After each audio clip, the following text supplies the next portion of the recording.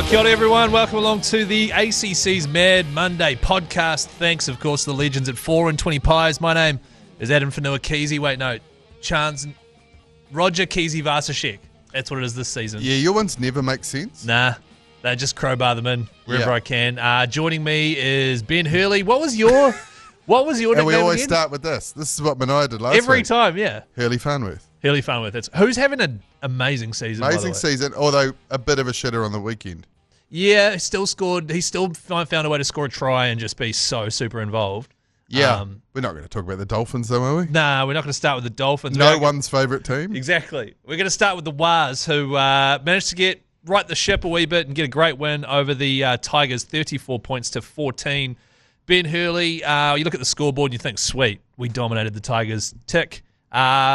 Wasn't really how it happened, though, was it? No, well, the Tigers scored off the first set. Yes. That didn't put me in a great mood early doors. I instantly was like, oh, no, we're back.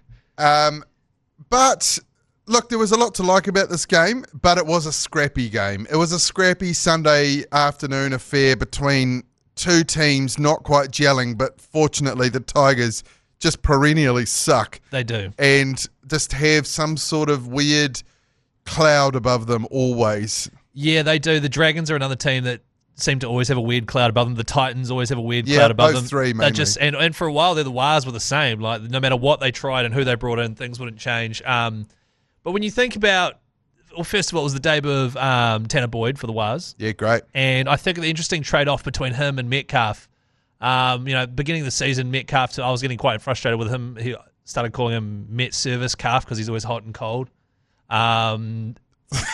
Whereas I think... I like how proud you are of that little joke. That's right, thank you. Just going to pause there. Thanks, Jim Hickey. Yeah. Whereas Tanner, I think, is going to be the same level of consistent. He's going to sort of control the game. He's going to run deep into the line and pass. He's not going to do any razzle-dazzle sidestep and score 3 tries a game like Metcalf can. Yes. But his goal kicking is consistent. His in-play kicking is a lot better. His bombs go higher so he can contest better. I think overall, the combo of him and CHT is going to lead to a more steady, safe Warriors, which I'm all for. Yeah, as long as we have those explosive outside backs, yes, and explosive back edge rowers, forwards, yes. Yeah, like Leka Halasima, who seems to be the only person in the entire competition who contests kicks. Him and Ali Kator from the Storm. Yes, and he's the other one. I think he's almost, because I was watching Kator play against the Knights at the weekend, and he scored another just Jerome Hughes kick, catch, score. Leka's trying to do the same thing. Him sprinting through at 100% and contesting for that ball that then led to a CHT try. And he's only 19. The future is very bright. And I like the fact that we're going to use our back rowers as our sort of X-factor area. Yeah, it's really great. It's kind of a traditional area of strength for the Warriors when you think about over the years. I thought our wings were better. Roger Tuivasa-Sheck. So safe. Kesey Vasashek had a great game. I even thought Dallin had a better game, although he is still yet to complete a tackle in the NRL. Well, that's the thing, right? Dallin had a great breakaway where he fended off Dewey, and then that led to a try of ours, which was awesome, and he runs it back. He's always getting involved on offense, but holy shit, that right side defense with him and Rocco, who's now injured, unfortunately, shoulder injury, but Rocco's a really good tackler, but he still is new to reading NRL defense, and so that first try of the game, Rocco is way up out of the... It's just the pair of them together do not fill me with confidence. And the fact that we let one in straight away, Yeah, so what happens now with Rocco? Looks like he's out for probably the season with that shoulder. Brutal for Rocco. I think Ali Leatoa... who's just come back into literally reserve grade, yeah. Yeah, so I think he'll make his way again into the side. It's a weird situation where Adam Pompey on the left side is just safe as houses and you just don't have to... He had a great game too. He didn't have a razzle-dazzle game either, but he was so solid. Yeah, making tackles, really good distribution out to Rog, and also once out of every 10 times he will put the scuzziest left foot step on instead of passing, and he will break through the line. That's right, and a great backup kicker as well. Sorry, we didn't really finish Tanah Boyd. You are so right. What he doesn't have that Lukey Metcalf had is that explosive speed. I mean, there's fewer people faster than him in the competition off the mark, I think, over a really short distance. He just starts at top speed. Yeah, it's incredible. Like, I think, the Fox or whatever, like, he takes 40 metres to get to full speed anyway. But I just don't think, touch wood, we're going to see errors from Tanah Boyd. No, we're not. We're going to see, and also at the business end of the season, we are coming into a bit of a run of terrible teams, Knights, Titans, Dolphins, and then Dogs. But like at the end of the season, when we are hopefully in the postseason, and it's looking good at this stage, touch wood, I think games are going to be a lot tighter. Defense is going to shore up a lot more. There's going to be, it's going to be more of an arm wrestle, which means we need a guy who can slot 85% of his goals.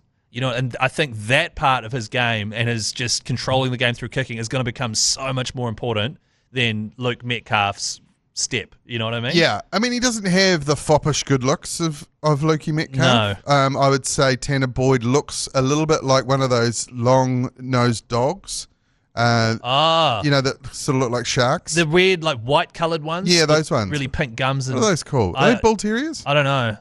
I don't know what those are called, but I don't like those dogs. No, because they're mean. And they're ugly. Well, I didn't want to say that. Tanner is not ugly and mean, obviously. That's not where we're going with this yard. No. But he looks like a footy player, though. He definitely does, yeah. Whereas Metcalf looks like a male model, to be honest.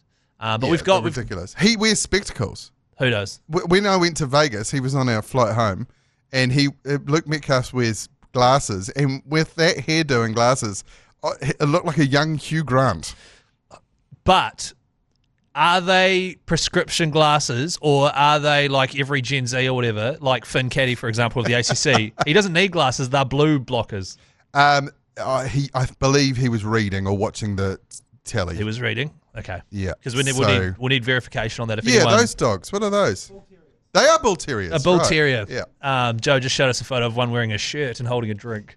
Yeah. Which is actually a photo of Tanah Boyd. That's Tanah Boyd on Mad Monday. Yeah, it is. Yeah. Changed the shirt to a Wahines shirt.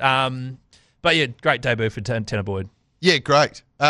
So, look, as you said, I mean, I think you misspoke slightly. You didn't mean to say that we had 4 shit teams coming up, because we got the Knights and the Titans, yes. And then I forgot the Dogs were coming up. And the Dolphins, I don't think you'd put in the shit category either. No. They're not, but like we've got a bit of a sloppy run, whereas I'm talking about when it comes time to play teams like the Dogs, the Raiders, the Storm, hopefully, that is when those teams, it'll need to be more of an arm wrestle. Yeah, and we've not beaten those top sides, have we? We haven't. We absolutely haven't, which I'm a wee bit worried about, because this run home doesn't feature any of them other than the Dogs. But you know what?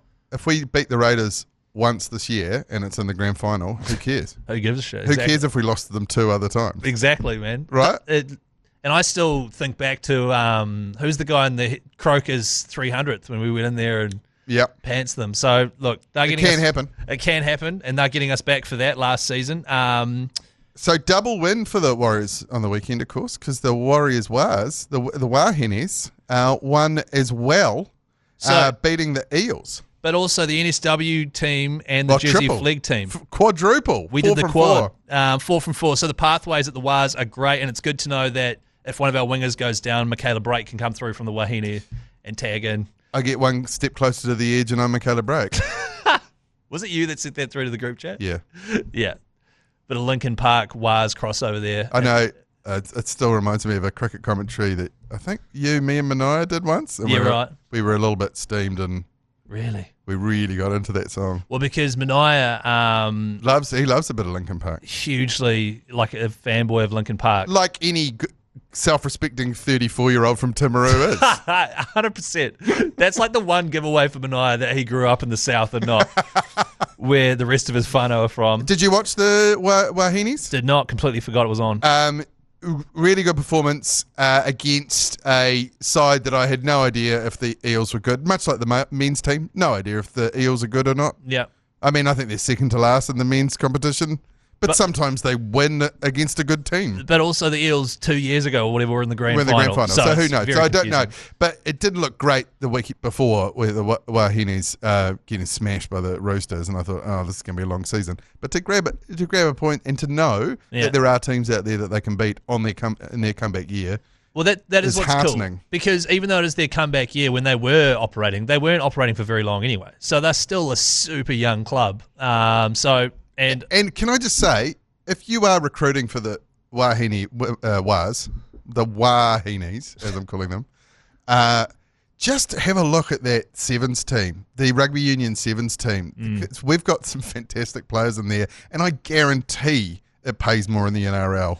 100%. There's a reason why Michaela went there. That's right. Yeah. So just have a look, because there's some real talent that we could use. Well, the good thing is women's rugby has exploded massively thanks to the Black Ferns and the success. So there is just a happy hunting ground, even away from the seven, like just rugby in general. There's some amazing talent. Still 2019, I think it was, or 17, went and watched the Kiwi Ferns take on the Samoan women's side. Yeah. Bloodbath. What, like, straight up bloodbath. Like, holy shit, women's rugby league is more ferocious than men's. Oh, the hits are huge. The hits are huge, and they haven't, I don't know, because it's still relatively young in its development, they are still playing like psychos and not paying a lot of thought, especially in defence and running it straight, to, I don't know, being a bit more technical and minding the head and blah, blah, blah. They're just going at it. It is just excellent. Pretty brutal. So it is brutal. Well done, the Wahines. Yeah. And I don't know if you can say up the Warriors women. Can you? Up the Wahine? I mean, it's worse. Yeah, you're right. Up the Wahine. Yeah. It's the up part I'm not uncomfortable with. What about let's go on Wahine? Yeah, it's better. But just to throw back to 10 years ago. Yeah, shit, that was good though. Now, if we could just steer back to the male wars, because I actually watched that game. Oh, sorry. I thought we were done with them. No, just a few shout outs. I just took some notes. Tane Tuapiki. Great. Freak. Like, small, got absolutely poleaxed. Yes. One of the biggest hits I've seen all season by, I think it was Skelton coming off the wing. Really great hit. Destroyed him, got back up, played on, broke about 1 million tackles. Obviously, Chance is just so safe defensively for the Wars, but Tane on attack is just brilliant. Jackson Ford played 70 straight minutes or something. Awesome. He had glue on his hands rather than butter. I feel like before every game, he like sort of has two barrels in front of him, doesn't know which is which, and just dips his hand into one or the other. And the only time he lost the ball, it was raked out, but it wasn't given. That's right. It was a review. That's right. And it was a challenge, and he got it, which I think should be 20. A successful challenge should be 20 SuperCoach points. Well, you're right. You are right, because they are so often... They're so risky to go for. So risky. And that was... And also its pride gets in the way. Like, I think some challenges are like, there's no way I could have lost that ball. Yeah, in your heart, you know you have. Yeah. And then it's up on the big screen at the ground. 40,000 people are looking at it with you, and they see you drop it cold. I think that's going to be one of the most embarrassing things in rugby league. Another thing we did really well was we limited Terrell May, yeah. So I think that was probably his least impactful game of the entire season. Mm-hmm. So we obviously decided to target him and sort of shut him down. Vaimonga off the bench, his bringing it off the back fence to start the second half. Great. Just fantastic. And yeah, I was going to say, and Tanner Smith, I thought was great off the bench. Another, just so like our bench. We've got two Tanners, both spelt different ways. So Tanah Boyd and Tanner Smith. Because I was listening to... maybe you've heard of it, the Hodaki Breakfast this morning. Mm-hmm. And I think it was Ben Hurley that was saying, is his name Tanners? It's Tanners with an ERS, and Tanner is Tanah.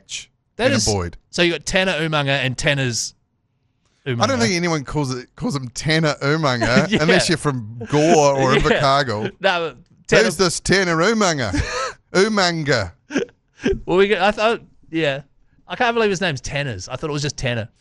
It's Tanners. Tanners Stout Smith, a lot of S's. And then Leka Halasima, just another great game as well from such a young fella, and scoring that sort of real piss-easy try at the very end of the game within the last 30 seconds so that my multi came in. Honestly, I was up off the couch and I was yahooing more than I was, early in the game. It was great. But bet responsibly, kids. 100%. Yeah. You're not that happy when you win.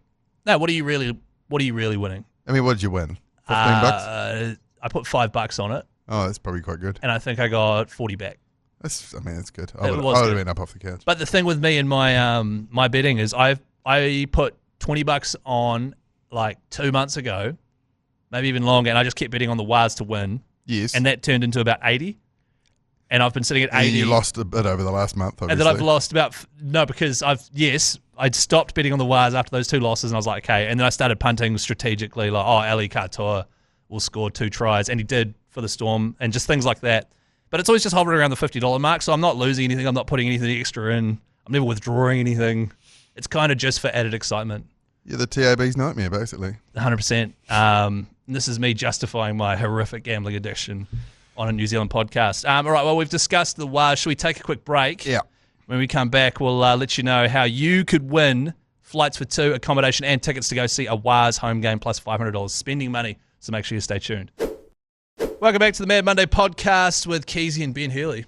Yeah, so I just wanted to talk about one other game. It was Broncos Titans, arguably a home derby or derby, however you want to put it. I say derby. I say derby. Yeah. The Broncos broke the record for the most amount of goatees in one NRL game. Oh, I saw, because I didn't watch this game, I saw Ben Hunt grew one. Yeah, Ben Hunt's got one. Gamat Shibasaki's got one. Ezra Mam's got one. And who's that? Is that Willison? That looks like Willison. Yeah, Willison's got one. Wow, 4. Yeah, and just like, I'm 45, so I definitely went through when goatees was the coolest thing you could have. I've seen you plenty of times with a goatee. I had a goatee, probably 98 to 2005. And when I went, I'll go full beard now. Yeah. But yeah, I had a goatee then. And they disappeared. Did you go soul patch ever? Yeah, soul patch at high school because that's all I could grow. I could just grow, and it was about 8 hairs total. Yeah. But if you grew them long enough, you could see it. Yeah, right. Yeah. I'm glad it got the name soul patch and not its original name. Which was something tickler? Sea tickler, yeah. Yeah. Which doesn't really, what are you doing? You're not doing it right. Upside down? Yeah, exactly. Thank you. Spider-Man? Well, that is a fun fact. Surely there were more people with goatees in the 90s than That's what I would have thought. Yeah. Yeah, especially, it's rugby league, so quite a few of those men have been to prison. How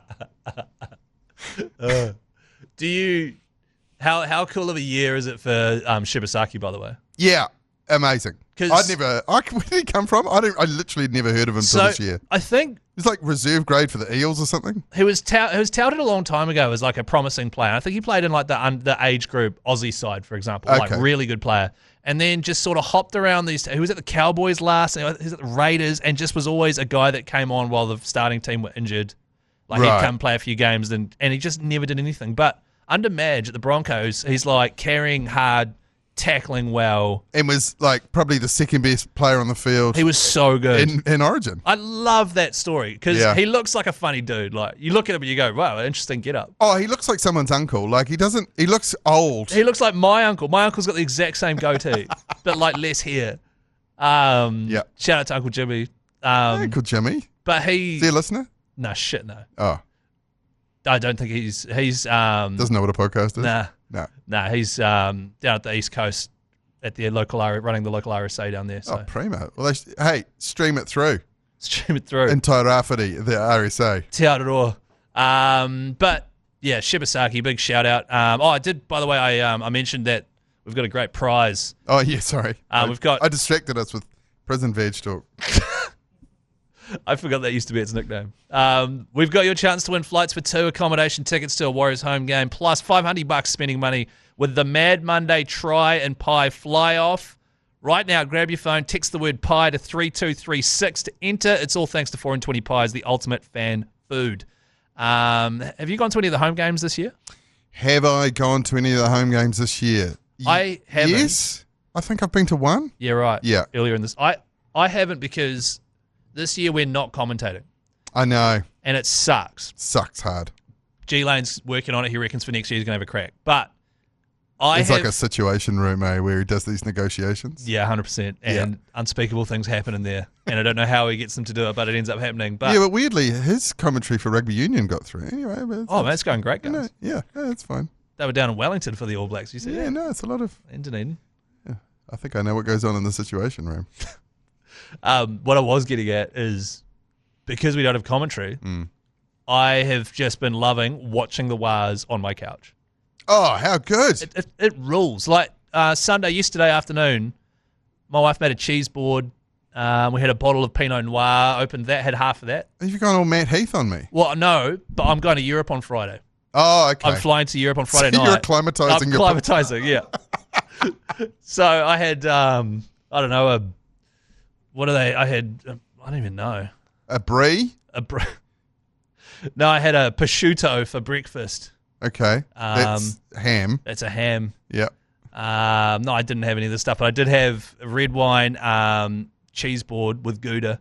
Yeah. Watched the Wahs, just me and my wife. Had a couple of punts on, $5 punts. And spliff. It's just so exciting. No spliff, that would have been great. Indoor smoking would have been great. Yeah. It's great just watching the Wahs on a Sunday arvo. It rules. Yeah, see, I really associate that 4 o'clock Sunday game with the Wahs. Yeah, and we used to play it so often. Yeah, we did. Like, we never played the Friday night game. I also don't think we've ever played a Thursday, have we? No, I can't recall us ever playing a Thursday night game. Nah, we had that. Not for a long time. I think it's wrong with the time zones or something, eh? Yeah. It's always like a Brisbane side, usually on the Thursday. Yeah, because I guess it needs to be 7 or 8 o'clock Australian time, which would make it it'd be 10 o'clock our time. You know what they should do is give the Wahs a home game on a Thursday night, so they have to play at 10 p.m.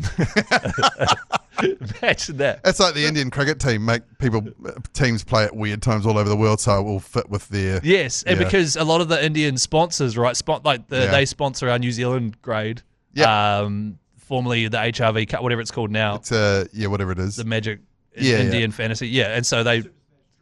Dream 11, thank you. Dream 11. So up next, Ben Hurley. We are, as you said, we're taking on the Knights away. We are then taking on the Titans, the Dolphins, and then the Dogs away. So versus the Knights. Yeah, I mean, we just need to win these next 2 games. We don't just have to. But if we win these next 2 games, I think that pretty much cements us in the finals at least. You're right, yeah. Yeah. So Knights and Titans, we should win both of those. Touch Emma effing wood. And then Dolphins. We should still beat the Dolphins. We should. That's at home, so yes, we should, although home is not quite the fortress it used to be. And then, so if I look at this 4-game sweep and I think 3 out of 4 is acceptable, anything less than that is a big worry going into the final part of the season. Yeah, I think we could drop 2 and still be okay. But yes, it would be a worry. But let's talk about the Dogs just quickly, because this Lockie Galvin thing, I reckon it's going to ruin their season. They were the highest flying team in the competition. Yeah. And just since Lockie Galvin's come into their side with all that drama, they have dropped 2, if not 3 games. Didn't they beat the Cowboys? They beat the Cowboys, but only just, and the Cowboys suck. And the Cowboys do suck, Yeah. And I love the Cowboys, but they suck this year. That's your third team behind the Titans, right? You're the only one who remembers that joke from 3 years ago. I still remember Diehead would be like, Ben Hurley and his Titans onesie. Yeah, right. I still have that. Shit, yeah, Titans onesie would be a bit of a collector's item. Okay. Walk into the bedroom. Comes Tino, Fa'a, Saw, Mala, Hurley. He's going to put the full 80 in the front row. Yeah, I think you're right about the Dogs. I think they're a bit of a mirage. And they've had, when you look at the season, the games they've had this season, and actually them playing the Storm in about a month's time is going to be an interesting one. Yeah. Because it's the first time they would have faced each other all season. And I feel like they've had a reasonably soft run, the Dogs, all season. Still playing really well and doing well to be in the top 2. Mm-hmm. But I think they're a bit of a mirage. Yeah, I just think Lockie Galvin is poison. Because he didn't... To a side. Because he was out completely, I think, at the weekend, if I'm right. I don't think he was even on the bench. There's been too much drama. Drama and rugby league just... I know they go hand in hand. I know. But it really can ruin a season. Well, remember Manly a couple of years ago when they had the Pride jersey thing and it ruined their season? Yeah, it really did ruin their season massively. And also, who's sitting top of the table and then goes, you know who we should sign? That guy with heaps of drama from the Tigers. I know. They're doing it the wrong way. The Tigers should be signing that guy off the Bulldogs. Don't do any mid-season signing when you're first on the ladder. Yeah. Just don't do any. It's going good. Yeah. Unless you have to because of injury or something. And their halves are great. Sexton's been great. Yep. Great kicker. And so you're right. I think he has interrupted things a wee bit. The Knights this weekend, though, they're playing Sunday, 6 o'clock. And they don't have Kalen Ponga. They don't have Fletcher Sharp. They also lost Dylan Lucas. So they are really without a lot of their, sort of marquee players. However, guys, we're going to have to watch out for Bradman Best. He has gone into beast mode the last 3 games since coming back from injury. He's one we've got to keep an eye on. The other one is, and I've been really impressed with this dude. He's just so consistent every year. But Dane Gagai, named in the centres, but was playing fullback at the weekend and kicking goals. One of the greatest tragedies of international league is that doesn't play for New Zealand? Because he plays for New Zealand Māori. Because is he part Māori? Yeah. Wow. But he won't. He plays. Obviously, he would have played Origin. Yeah, and he was Origin Gags, and he was the man. He was Origin Gags. So yeah, fair enough. But it's a tragedy that he doesn't. I mean, now that he could probably come to the Kiwis now at age 38 or whatever he is. Yeah, I wonder how. I'll Google how old he is, but he is just so consistent, and he's just like. Yeah. I really undervalued him a few years back when he was playing in Origin, and I hated Queensland, and not really, but you know. Yeah. And then just seeing what he does for the Knights, especially that game at the weekend against Melbourne, like, you know, they got pumped, but holy shit, he is just so safe and so consistent. Big fan of Origin Gags. Big centre pairing at the Knights, isn't there? Yeah, him absolutely. Brandon Best. Yeah. Why do they suck so much? I don't. That's what's crazy. What was up with the Knights at the start of the season? Kalen Ponga looked so passive.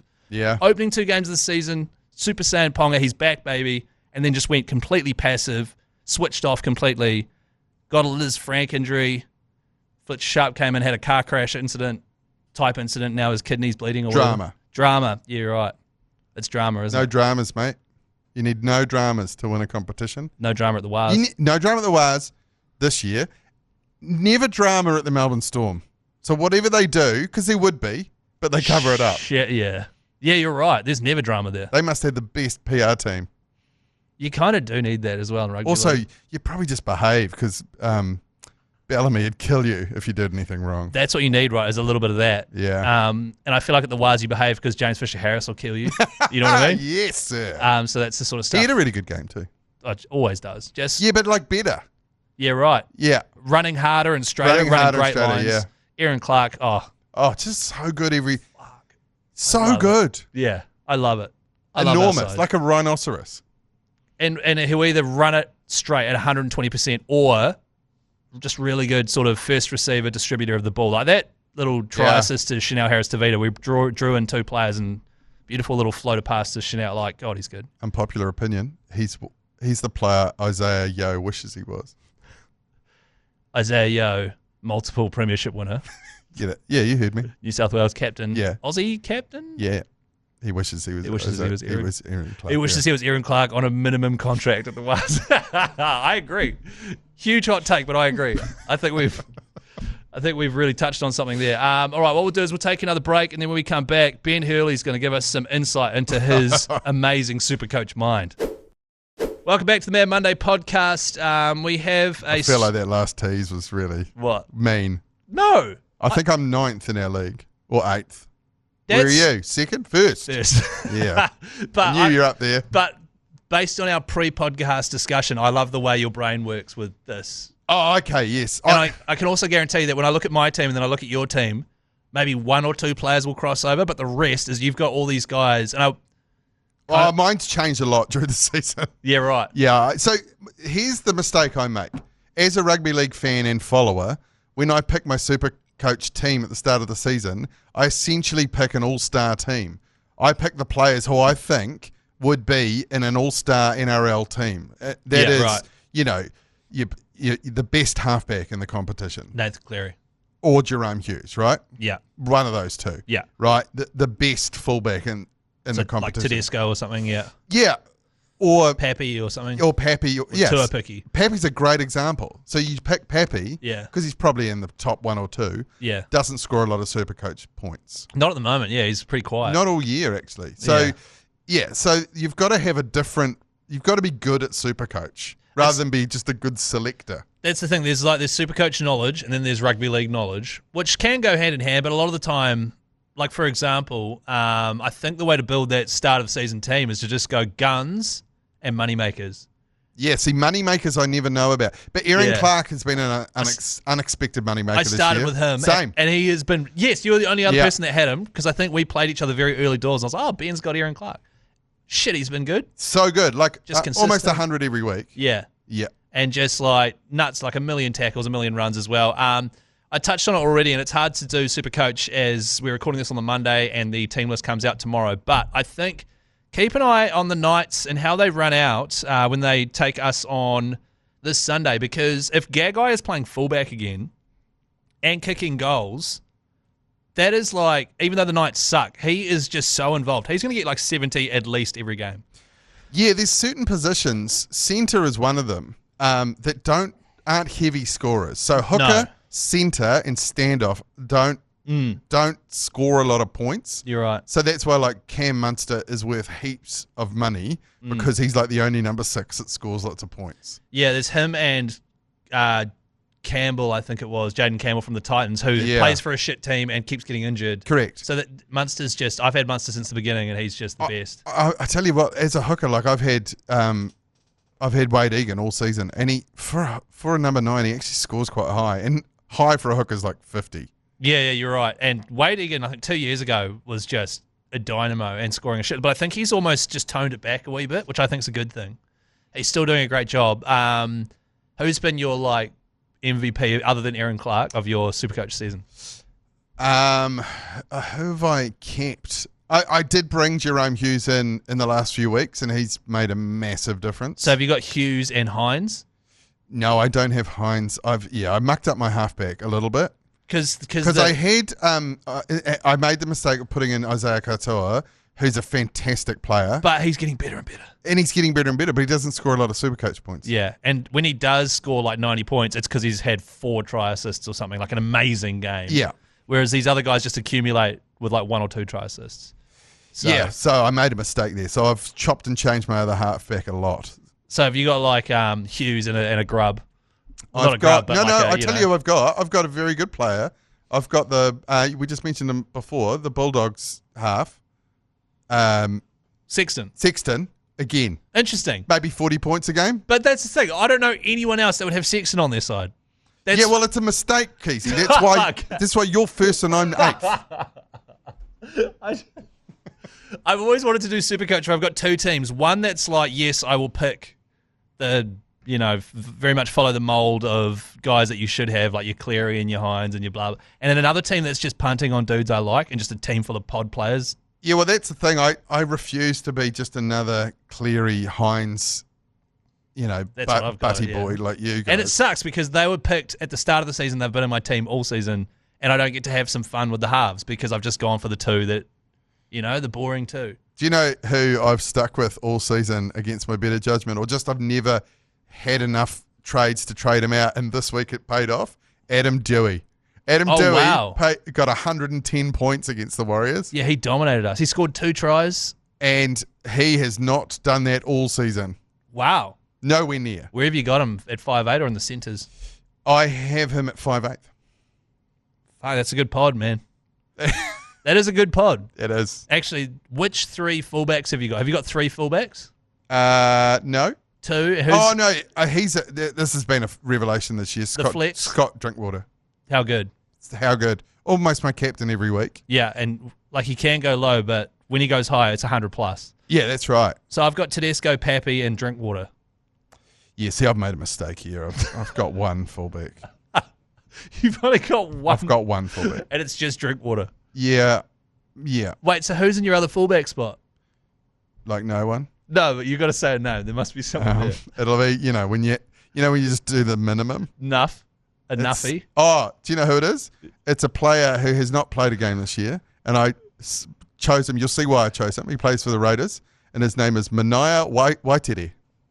You chose him at fullback because his name was Manaia. Yeah, well, I just needed someone who was the minimum amount, and his name was Manaia, and I know a Manaia. I like a Manaia. I'll put Manaia in there. Yeah, now Manaia's on my team, munting around in the middle. But not playing a first grade game because he's 12 and still in development. And then who's in your flex? That's Jerome Hughes. Right, but then who's in the halves? Isaiah Katoa and Sexton. Yes. Oh my! See, it's just so interesting. I love it. Yeah. My scattergun approach has not been all that successful, although I have won 2 out of 2 this last 2 weeks. Have you beaten Dye this year at all? I have beaten Dye once. Yeah. There you go. I beat Manaia once, and it was purely because Ruben Garrick, he's another absolute point-scoring machine. Just don't overthink it. Put him in your team. I accidentally captained him, and he bought me about 370 points, and I beat Manaia. Yeah, great. That was a great day. Accidentally captaining That's Ruben Manaia Garrick. Stewart, not Manaia Waititi. No, because he's not old enough to have his own SuperCoach yet. He's still in development. Well, look, this has been an inside look into the brain of Ben Hurley when it comes to SuperCoach. If you want to join our league, I don't know if it's still open, but 111045 at the end of the year, we're going to be giving away a 2025 New Zealand Warriors jersey thanks to our mates at Dynasty Sport. And if I look at our league right now, 373 people are in there. I am 56th. And a big shout out to the top Waitete RLFC, who is run by Blair. He is currently coming first, and if he can hold that spot, he'll get that brand new Waz jersey thanks to Dynasty Sport. Ben Hurley, anything you want to add before we sign off? No. Okay. We'll see you next week on the Mad Monday podcast. Don't forget the Waz, 6 o'clock Sunday, taking on the Knights. We'll see you later.